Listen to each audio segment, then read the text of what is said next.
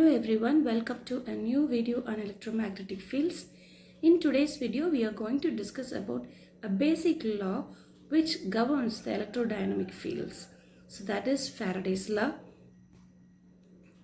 So the main objective of this topic is to understand the core concepts of electromagnetic induction and its diverse applications in technologies. So we are going to discuss about how Faraday's law rules the electrodynamic fields in day-to-day activities, and also at the end of the video the students can able to explain accurately about how EMF is induced with the help of Faraday's law.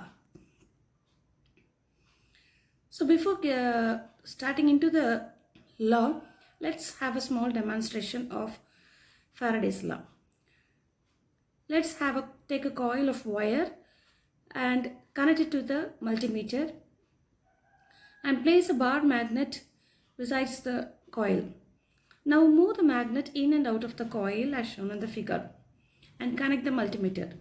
What you will observe? Do you observe any reading in the multimeter? Yes, definitely. The multimeter will show some readings, and if you connect any galvanometer, it will show deflections, which means that there is some flow of energy.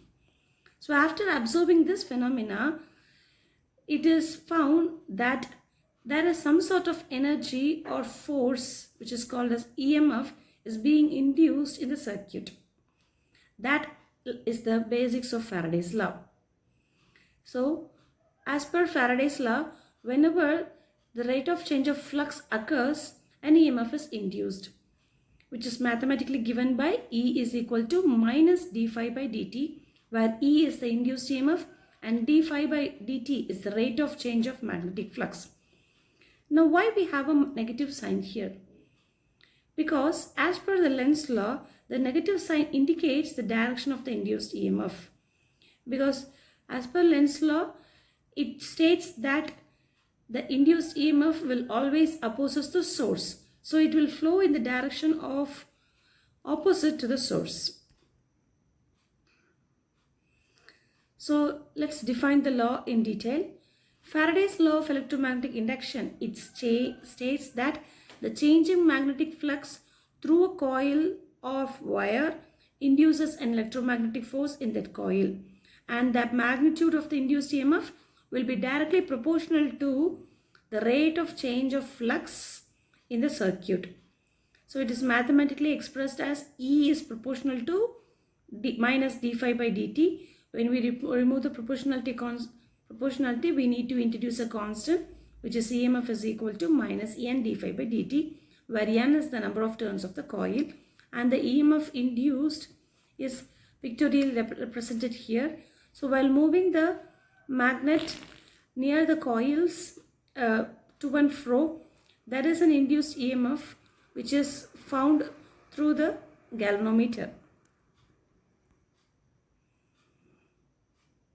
So it is the basic law of electromagnetism predicting how a magnetic field will interact with an electric circuit to produce an electromagnetic pole. So this electrical and magnetic field interaction resulted in an electromotive force. This is the fundamental operating principle of transformers, inductors, and any types of electrical motors, generators, and solenoids. So wherever you find power flow, definitely there will be an EMF. So this is how it has been simulated.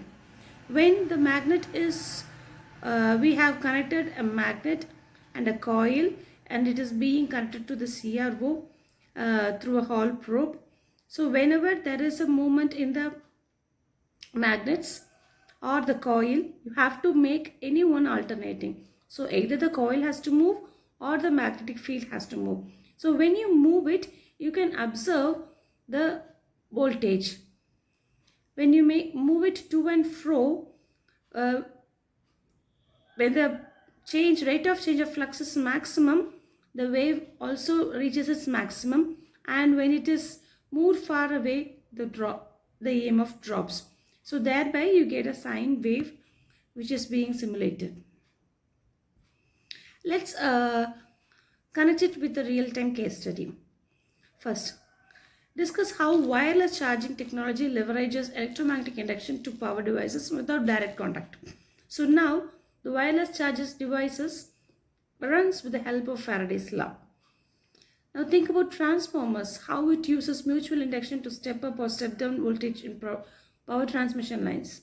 There also you can find electromagnetic induction, Faraday's law. And in induction cooktops, it directly produces heat through the induced eddy currents, right? So these are few applications, real-time applications where you can witness electromagnetic law, electromagnetic induction. Now, what is the advantage of Faraday's law? It is very cheap, easy to make the EMF to produce, highly reliable, and there are numerous factors through which you can control the induced EMF, and the EMF induced is very efficient and you can get a clean and green energy through this. The disadvantage is that to produce EMF, for example, in thermal power plants, we need to use coal and oil, which is dirty, non-renewable, hence it creates pollutions. And also by producing EMF through nuclear power plants, it is expensive and radioactive. When it comes to geothermal, it is clean and renewable, but you cannot expect that large amount of power from a geothermal. Now, where are these Faraday's law is applied? They are used in transformers, wherein which you can transfer power from one AC circuit to another without much loss of power. And we are using the EMF Faraday's law in induction cookwares, where a coil of copper wire is placed below a cooking container and it gets heated with the help of induced eddy currents. And in musical instruments like guitar, we have there also Faraday's law is being implemented. It have a pickup device attached to them which flows the Faraday's law of induction. So this application is not just contained with these three. You have n number of applications. The electrical motors, generators, wireless power transmissions, everything works with the help of Faraday's law. Now let's solve a numerical problem. A coil is wrapped with 200 turns of wire. So here N is 200 turns. On the perimeter of a square frame of sides 18 centimeter. The total resistance of the coil is 2 ohms. A uniform magnetic field is turned on perpendicular to the plane of the coil.